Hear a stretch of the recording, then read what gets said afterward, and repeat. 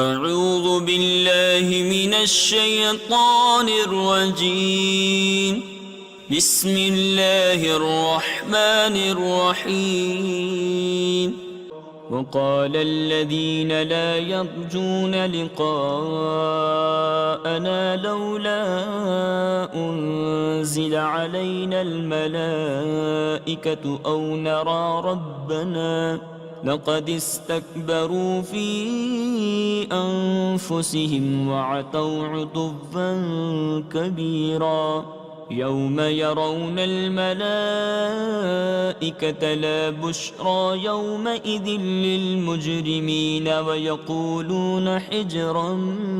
محجورا. وقدمنا إلى ما عملوا من عمل فجعلناه هباء منثورا. أصحاب الجنة يومئذ خير مستقرا وأحسن مقيلا. ويوم تشقق السماء بالغمام ونزل الملائكة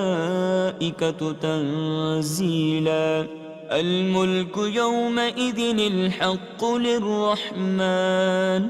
وكان يوما على الكافرين عسيرا. ويوم يعض الظالم على يديه يقول يا ليتني اتخذت مع الرسول سبيلا. يا ويلتى ليتني لم أتخذ فلانا خليلا. لقد أضلني عن الذكر بعد إذ جاءني وكان الشيطان للإنسان خذولا. وقال الرسول يا رب إن قوم اتخذوا هذا القرآن مهجورا. وكذلك جعلنا لكل نبي عدوا من المجرمين وكفى بربك هاديا ونصيرا. وقال الذين كفروا لولا نزل عليه القرآن جملة واحدة كذلك لنثبت به فؤادك ورتلناه ترتيلا. ولا يأتونك بمثل إلا جئناك بالحق وأحسن تفسيرا. الذين يحشرون على وجوههم إلى جهنم أولئك شر مكانا وأضل سبيلا. ولقد آتينا موسى الكتاب وجعلنا معه أخاه هارون وزيرا. فقلنا اذهبا إلى القوم الذين كذبوا بآياتنا فدمرناهم تدميرا. وقوم نوح لما كذبوا الرسل أغرقناهم وجعلناهم للناس آية وأعتدنا للظالمين عذابا أليما. وعادا وثمود وأصحاب الرس وقرونا بين ذلك كثيرا. وكلا ضربنا له الأمثال وكلا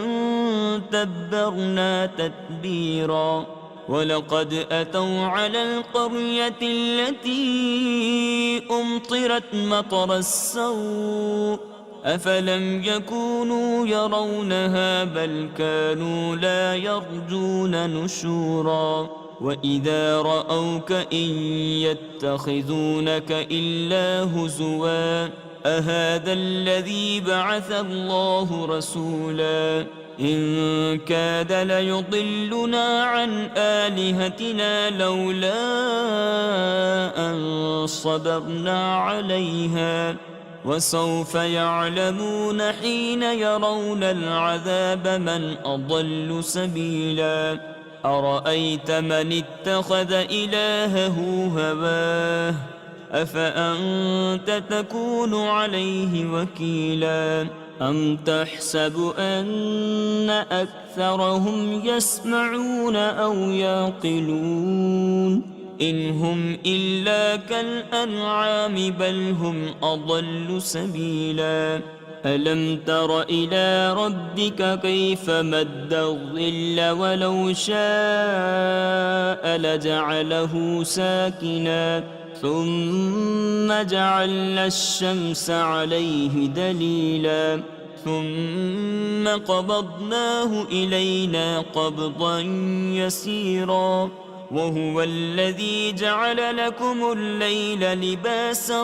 والنوم سباتا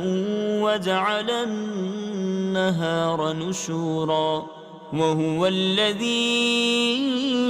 أرسل الرياح بشرا بين يدي رحمته وأنزلنا من السماء ماء طهورا لنحيي به بلدة ميتا ونسقيه مما خلقنا أنعاما وأناسيا كثيرا ولقد صرفناه بينهم ليذكروا فأبى أكثر الناس إلا كفورا ولو شئنا لبعثنا في كل قرية نذيرا فلا تطع الكافرين وجاهدهم به جهادا كبيرا وهو الذي مرج البحرين هذا عذب فرات وهذا ملح أجاج وجعل بينهما برزخا وحجرا محجورا وهو الذي خلق من الماء بشرا فجعله نسبا وصهرا وكان ربك قديرا ويعبدون من دون الله ما لا ينفعهم ولا يضرهم وكان الكافر على ربه ظهيرا وما أرسلناك إلا مبشرا ونذيرا قل ما أسألكم عليه من أجر إلا من شاء أن يتخذ إلى ربه سبيلا وتوكل على الحي الذي لا يموت وسبح بحمده وكفى به بذنوب عباده خبيرا الذي خلق السماوات والأرض وما بينهما في 6 أيام ثم استوى على العرش الرحمن فاسأل به خبيرا وإذا قيل لهم اسجدوا للرحمن قالوا وما الرحمن أنسجد لما تأمرنا وزادهم نفورا تبارك الذي جعل في السماء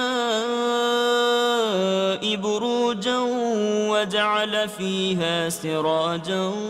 وقمرا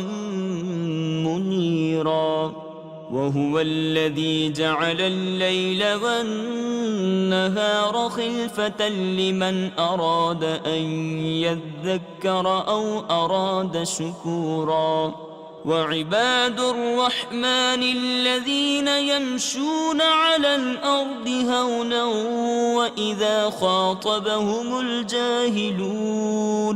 وإذا خاطبهم الجاهلون قالوا سلاما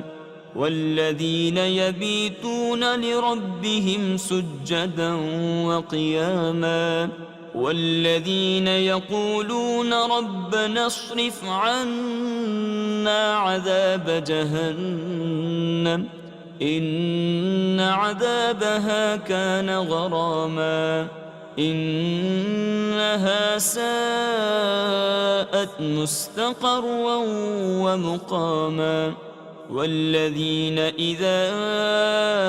أنفقوا لم يسرفوا ولم يقتروا وكان بين ذلك قواما والذين لا يدعون مع الله إلها آخر ولا يقتلون النفس التي حرم الله إلا بالحق ولا يزنون ومن يفعل ذلك يلقى أثاما يضاعف له العذاب يوم القيامة ويخلد فيه مهانا إلا من تاب وآمن وعمل عملا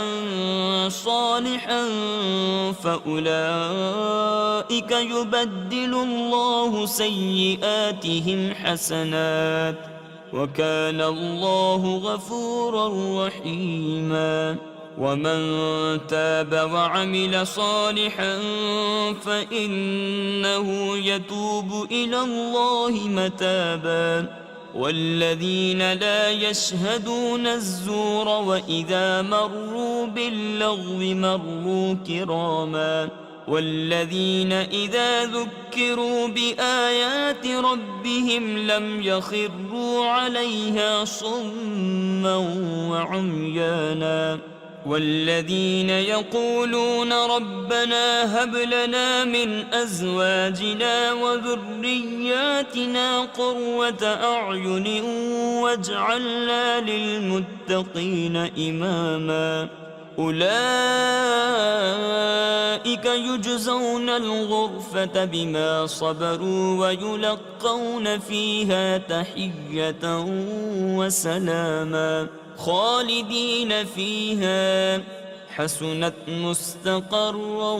ومقاما قل ما يعبأ بكم ربي لولا دعاؤكم فقد كذبتم فسوف يكون لزاما بسم الله الرحمن الرحيم طاسيم تلك آيات الكتاب المبين لعلك باخع نفسك ألا يكونوا مؤمنين إن نشأ ننزل عليهم من السماء آية فظلت أعناقهم لها خاضعين وما يأتيهم من ذكر من الرحمن محدث إلا كانوا عنه معرضين فقد كذبوا فسيأتيهم أنباء ما كانوا به يستهزئون أولم يروا إلى الأرض كم أنبتنا فيها من كل زوج كريم إن في ذلك لآية وما كان أكثرهم مؤمنين وإن ربك لهو العزيز الرحيم وإذ نادى ربك موسى أن ائت القوم الظالمين قوم فرعون ألا يتقون قال رب إني أخاف أن يكذبون ويضيق صدري ولا ينطلق لساني فأرسل إلى هارون ولهم علي ذنب فأخاف أن يقتلون قال كلا فاذهبا بآياتنا إنا معكم مستمعون فأتيا فرعون فقولا إنا رسول رب العالمين أن أرسل معنا بني إسرائيل قال ألم نربك فينا وليدا ولبثت فينا من عمرك سنين وفعلت فعلتك التي فعلت وأنت من الكافرين قال فعلتها إذا وأنا من الضالين ففررت منكم لما خفتكم فوهب لي ربي حكما وجعلني من المرسلين وتلك نعمة تمنها علي أن عبدت بني إسرائيل قال فرعون وما رب العالمين قال رب السماوات والأرض وما بينهما إن كنتم موقنين قال لمن حوله ألا تستمعون قال ربكم ورب آبائكم الأولين قال إن رسولكم الذي أرسل إليكم لمجنون قال رب المشرق والمغرب وما بينهما إن كنتم تعقلون قال لئن اتخذت إلها غيري لأجعلنك من المسجونين قال أولو جئتك بشيء مبين قال فأت به إن كنت من الصادقين فألقى عصاه فإذا هي ثعبان مبين ونزع يده فإذا هي بيضاء للناظرين قال للملأ حوله إن هذا لساحر عليم يريد أن يخرجكم من أرضكم بسحره فماذا تأمرون قالوا أرجه وأخاه وابعث في المدائن حاشرين يأتوك بكل سحار عليم فجمع السحرة لميقات يوم معلوم وقيل للناس هل أنتم مجتمعون لعلنا نتبع السحرة إن كانوا هم الغالبين فلما جاء السحرة قالوا لفرعون أئن لنا لأجرا إن كنا نحن الغالبين قال نعم وإنكم إذا لمن المقربين قال لهم موسى ألقوا ما أنتم ملقون فألقوا حبالهم وعصيهم وقالوا بعزة فرعون إنا لنحن الغالبون فألقى موسى عصاه فإذا هي تلقف ما يأفكون فألقي السحرة ساجدين قالوا آمنا برب العالمين رب موسى وهارون قال آمنتم له قبل أن آذن لكم إنه لكبيركم الذي علمكم السحر فلسوف تعلمون لأقطعن أيديكم وأرجلكم من خلاف ولأصلبنكم أجمعين قالوا لا ضير إنا إلى ربنا منقلبون إنا نطمع أن يغفر لنا ربنا خطايانا أن كنا أول المؤمنين وأوحينا إلى موسى أن أسر بعبادي إنكم متبعون فأرسل فرعون في المدائن حاشرين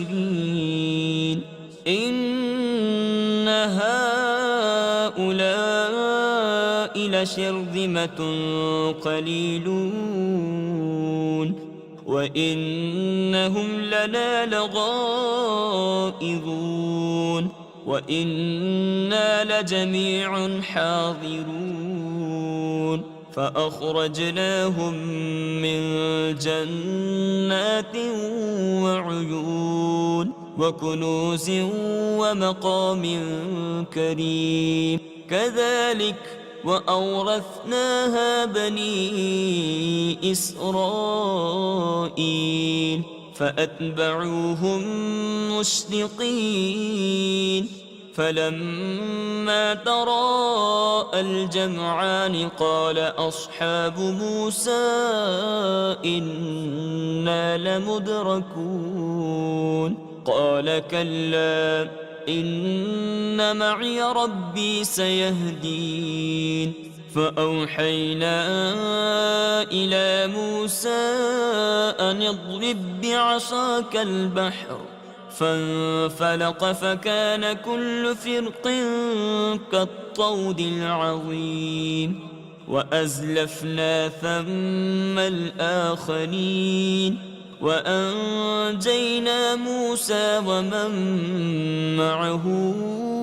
أجمعين ثم أغرقنا الآخرين إن في ذلك لآية وما كان أكثرهم مؤمنين وإن ربك لهو العزيز الرحيم واتل عليهم نبأ إبراهيم إذ قال لأبيه وقومه ما تعبدون قالوا نعبد أصناما فنظل لها عاكفين قال هل يسمعونكم إذ تدعون أو ينفعونكم أو يضرون قالوا بل وجدنا آباءنا كذلك يفعلون قال أفرأيتم ما كنتم تعبدون أنتم وآباؤكم الأقدمون فإنهم عدو لي إلا رب العالمين الذي خلقني فهو يهدين والذي هو يطعمني ويسقين وإذا مرضت فهو يشفين والذي يميتني ثم يحيين والذي أطمع أن يغفر لي خطيئتي يوم الدين رب هب لي حكما وألحقني بالصالحين واجعل لي لسان صدق في الآخرين واجعلني من ورثة جنة النعيم واغفر لأبي إنه كان من الضالين ولا تخزني يوم يبعثون يوم لا ينفع مال ولا بنون إلا من أتى الله بقلب سليم وأزلفت الجنة للمتقين وبرزت الجحيم للغابين وقيل لهم أين ما كنتم تعبدون من دون الله هل ينصرونكم أو ينتصرون فكبكبوا فيها هم والغابون وجنود إبليس أجمعون قالوا وهم فيها يختصمون تالله إن كنا لفي ضلال مبين إذ نسويكم برب العالمين وما أضلنا إلا المجرمون فما لنا من شافعين ولا صديق حميم فلو أن لنا كروة فنكون من المؤمنين إن في ذلك لآية وما كان أكثرهم مؤمنين وإن ربك لهو العزيز الرحيم كذبت قوم نوح المرسلين إذ قال لهم أخوهم نوح ألا تتقون إني لكم رسول أمين فاتقوا الله وأطيعون وما أسألكم عليه من أجر إن أجري إلا على رب العالمين فاتقوا الله وأطيعون قالوا أنؤمن لك واتبعك الأرذلون قال وما علمي بما كانوا يعملون إن حسابهم إلا على ربي لو تشعرون وما أنا بطارد المؤمنين إن أنا إلا نذير مبين قالوا لئن لم تنته يا نوح لتكونن من المرجومين قال رب إن قومي كذبون فافتح بيني وبينهم فتحا ونجني ومن معي من المؤمنين فأنجيناه ومن معه في الفلك المشحون ثم أغرقنا بعد الباقين إن في ذلك لآية وما كان أكثرهم مؤمنين وإن ربك لهو العزيز الرحيم كذبت عاد المرسلين إذ قال لهم أخوهم هود ألا تتقون إني لكم رسول أمين فاتقوا الله وأطيعون وما أسألكم عليه من أجر إن أجري إلا على رب العالمين أتبنون بكل ريع آية تعبثون وتتخذون مصانع لعلكم تخلدون وإذا بطشتم جبارين فاتقوا الله وأطيعون واتقوا الذي أمدكم بما تعلمون أمدكم بأنعام وبنين وجنات وعيون إني أخاف عليكم عذاب يوم عظيم قالوا سواء علينا أوعظت أم لم تكن من الواعظين إن هذا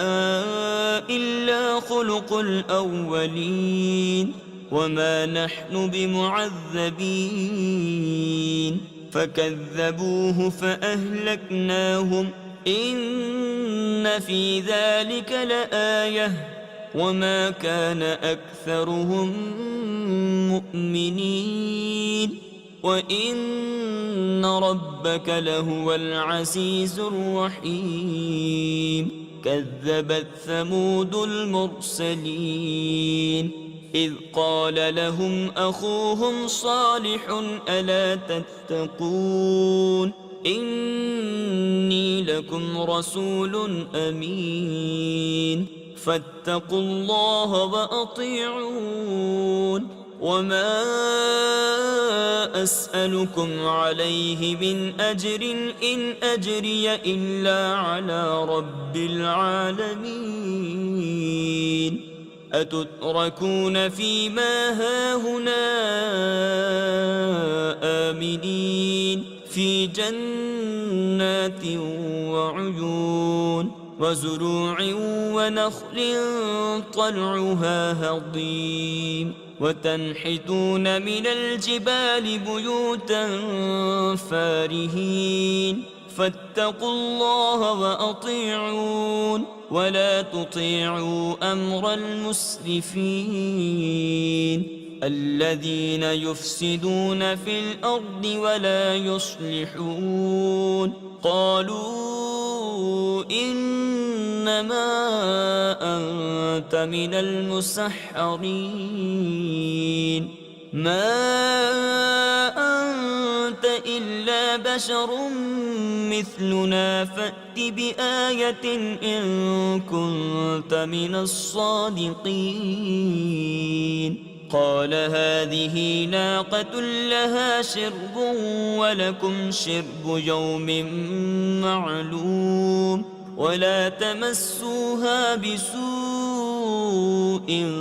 فيأخذكم عذاب يوم عظيم فعقروها فأصبحوا نادمين فأخذهم العذاب إن في ذلك لآية وما كان أكثرهم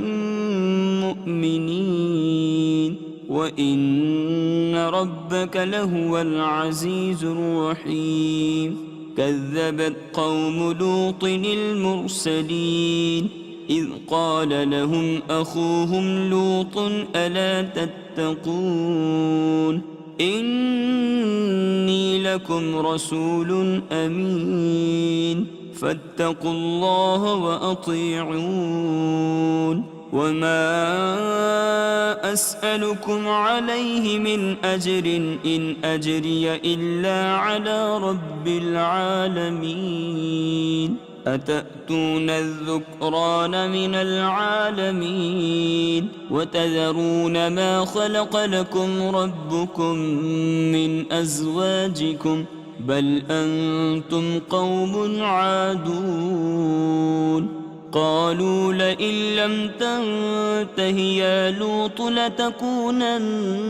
من المخرجين قال إني لعملكم من القالين رب نجني وأهلي مما يعملون فنجيناه وأهله أجمعين إلا عجوزا في الغابرين ثم دمرنا الآخرين وأمطرنا عليهم مطرا فساء مطر المنذرين إن في ذلك لآية وما كان أكثرهم مؤمنين وإن ربك لهو العزيز الرحيم كذب أصحاب الأيكة المرسلين إذ قال لهم شعيب ألا تتقون إني لكم رسول أمين فاتقوا الله وأطيعون وما أسألكم عليه من أجر إن أجري إلا على رب العالمين أوفوا الكيل ولا تكونوا من المخسرين وزنوا بالقسطاس المستقيم ولا تبخسوا الناس أشياءهم ولا تعثوا في الأرض مفسدين واتقوا الذي خلقكم والجبلة الأولين قالوا إنما أنت من المسحرين وما أنت إلا بشر مثلنا وإن نظنك لمن الكاذبين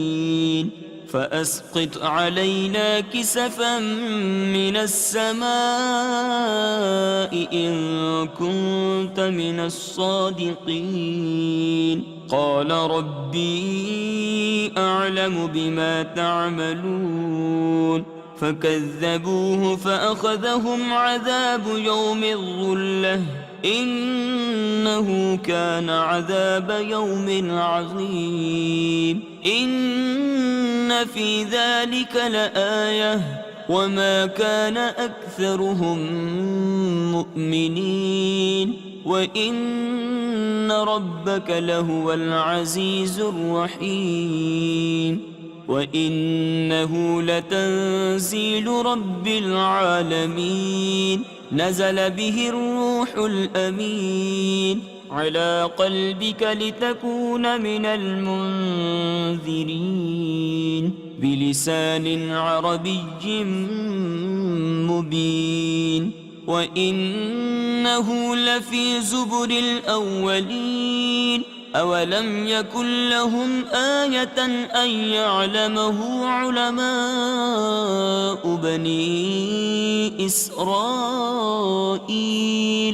ولو نزلناه على بعض الأعجمين فقرأه عليهم ما كانوا به مؤمنين كذلك سلكناه في قلوب المجرمين لا يؤمنون به حتى يروا العذاب الأليم فيأتيهم بغتة وهم لا يشعرون فيقولوا هل نحن منظرون أفبعذابنا يستعجلون أفرأيت إن متعناهم سنين ثم جاءهم ما كانوا يوعدون ما أغنى عنهم ما كانوا يمتعون وما أهلكنا من قرية إلا لها منذرون ذكرى وما كنا ظالمين وما تنزلت به الشياطين وما ينبغي لهم وما يستطيعون إنهم عن السمع لمعزولون فلا تدع مع الله إلها آخر فتكون من المعذبين وأنذر عشيرتك الأقربين واخفض جناحك لمن اتبعك من المؤمنين فإن عصوك فقل إني بريء مما تعملون وتوكل على العزيز الرحيم الذي يراك حين تقوم وتقلبك في الساجدين إنه هو السميع العليم هل أنبئكم على من تنزل الشياطين تنزل على كل أفاك أثيم يلقون السمع وأكثرهم كاذبون والشعراء يتبعهم الغابون ألم تر أنهم في كل باد يهيمون وأنهم يقولون ما لا يفعلون إلا الذين آمنوا وعملوا الصالحات وذكروا الله كثيرا وانتصروا من بعد ما ظلموا وسيعلم الذين ظلموا أي منقلب ينقلبون بسم الله الرحمن الرحيم طاسين تلك آيات القرآن وكتاب مبين هدى وبشرى للمؤمنين الذين يقيمون الصلاة ويؤتون الزكاة وهم بالآخرة هم يوقنون إن الذين لا يؤمنون بالآخرة زينا لهم أعمالهم فهم يعمهون أولئك الذين لهم سوء العذاب وهم في الآخرة هم الأخسرون وإنك لتلقى القرآن من لدن حكيم عليم إذ قال موسى لأهله إني آنست نارا سآتيكم منها بخبر أو آتيكم بشهاب قبس لعلكم تصطلون فلما جاءها نودي أن بورك من في النار ومن حولها وسبحان الله رب العالمين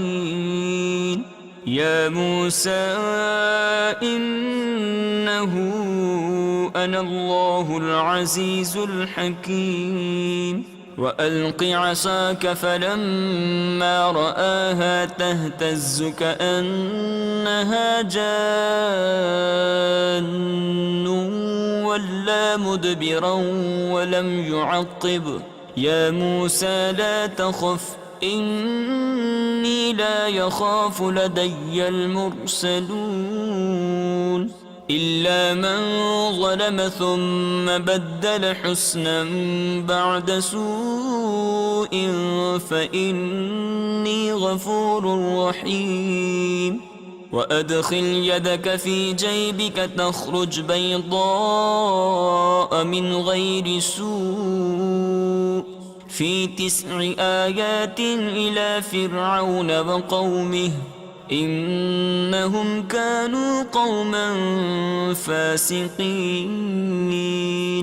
فلما جاءتهم آياتنا مبصرة قالوا هذا سحر مبين وجحدوا بها واستيقنتها أنفسهم ظلما وعلوا فانظر كيف كان عاقبة المفسدين ولقد آتينا داود وسليمان علما وقال الحمد لله الذي فضلنا على كثير من عباده المؤمنين وورث سليمان داود وقال يا أيها الناس علمنا منطق الطير وأوتينا من كل شيء إن هذا لهو الفضل المبين وحشر لسليمان جنوده من الجن والإنس والطير فهم يوزعون حتى إذا أتوا على باد النمل قالت نملة يا أيها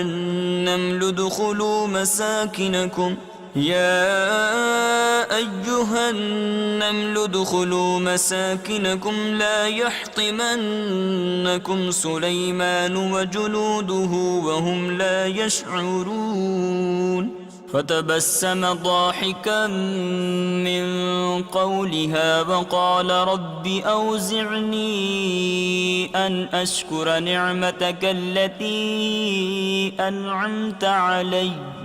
أنعمت علي وعلى والدي وأن أعمل صالحا ترضاه وأدخلني برحمتك في عبادك الصالحين وتفقد الطير فقال ما لي لا أرى الهدهد أم كان من الغائبين لأعذبنه عذابا شديدا أو لأذبحنه أو ليأتيني بسلطان مبين فمكث غير بعيد فقال أحطت بما لم تحط به وجئتك من سبأ بنبأ يقين إني وجدت امرأة تملكهم وأوتيت من كل شيء ولها عرش عظيم وجدتها وقومها يسجدون للشمس من دون الله وزين لهم الشيطان أعمالهم فصدهم عن السبيل فهم لا يهتدون ألا يسجدوا لله الذي يخرج الخبأ في السماوات والأرض ويعلم ما تخفون وما تعلنون الله لا إله إلا هو رب العرش العظيم قال سننظر أصدقت أم كنت من الكاذبين اذهب بكتابي هذا فألقه إليهم ثم تول عنهم فانظر ماذا يرجعون قالت يا أيها الملأ إني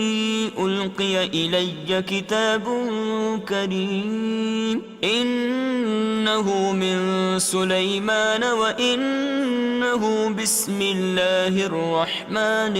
الرحيم ألا تعلوا علي وأتوني مسلمين قالت يا أيها الملأ أفتوني في أمري ما كنت قاطعة أمرا حتى تشهدون قالوا نحن أولو قوة وأولو بأس شديد والأمر إليك فانظري ماذا تأمرين قالت إن الملوك إذا دخلوا قرية أفسدوها وجعلوا أعزة أهلها أذلة وكذلك يفعلون وإني مرسلة إليهم بهدية فناظرة بما يرجع المرسلون فلما جاء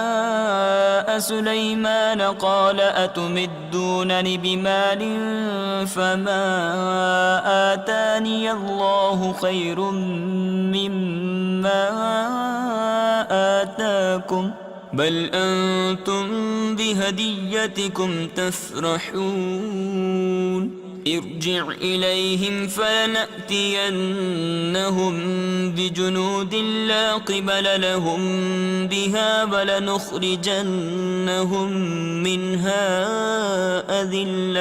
ولنخرجنهم منها أذلة وهم صاغرون. قال يا أيها الملأ أيكم يأتيني بعرشها قبل أن يأتوني مسلمين. قال عفريت من الجن أنا آتيك به قبل أن تقوم من مقامك وإني عليه لقوي أمين. قال الذي عنده علم من الكتاب أنا آتيك به قبل أن يرتد إليك طرفك فلما رآه مستقرا عنده قال هذا من فضل ربي ليبلوني أأشكر أم أكفر ومن شكر فإنما يشكر لنفسه ومن كفر فإن ربي غني كريم. قال نكروا لها عرشها ننظر أتهتدي أم تكون من الذين لا يهتدون. فلما جاءت قيل أهكذا عرشك قالت كأنه هو وأوتينا العلم من قبلها وكنا مسلمين. وصدها ما كانت تعبد من دون الله إنها كانت من قوم كافرين. قيل لها ادخل الصرح فلما رأته حسبته لجة وكشفت عن ساقيها قال إنه صرح ممرد من قوارير. قالت رب إني ظلمت نفسي وأسلمت مع سليمان لله رب العالمين. ولقد أرسلنا إلى ثمود أخاهم صالحا أن اعبدوا الله فإذا هم فريقان يختصمون. قال يا قوم لم تستعجلون بالسيئة قبل الحسنة لولا تستغفرون الله لعلكم ترحمون. قالوا اطيرنا بك وبمن معك قال طائركم عند الله بل أنتم قوم تفتنون. وكان في المدينة 9 رهط يفسدون في الأرض ولا يصلحون. قالوا تقاسموا بالله لنبيتنه وأهله ثم لنقولن لوليه ما شهدنا مهلك أهله وإنا لصادقون. ومكروا مكرا ومكرنا مكرا وهم لا يشعرون. فانظر كيف كان عاقبة مكرهم أنا دمرناهم وقومهم أجمعين. فتلك بيوتهم خاوية بما ظلموا إن في ذلك لآية لقوم يعلمون. وأنجينا الذين آمنوا وكانوا يتقون. ولوطا إذ قال لقومه أتأتون الفاحشة وأنتم تبصرون أئنكم لتأتون الرجال شهوة من دون النساء بل أنتم قوم تجهلون. فما كان جواب قومه إلا أن قالوا أخرجوا آل لوط من قريتكم إنهم أناس يتطهرون. فأنجيناه وأهله إلا امرأته قدرناها من الغابرين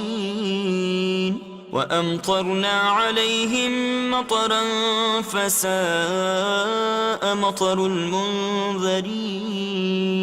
قل الحمد لله وسلام على عباده الذين اصطفى الله خير أما يشركون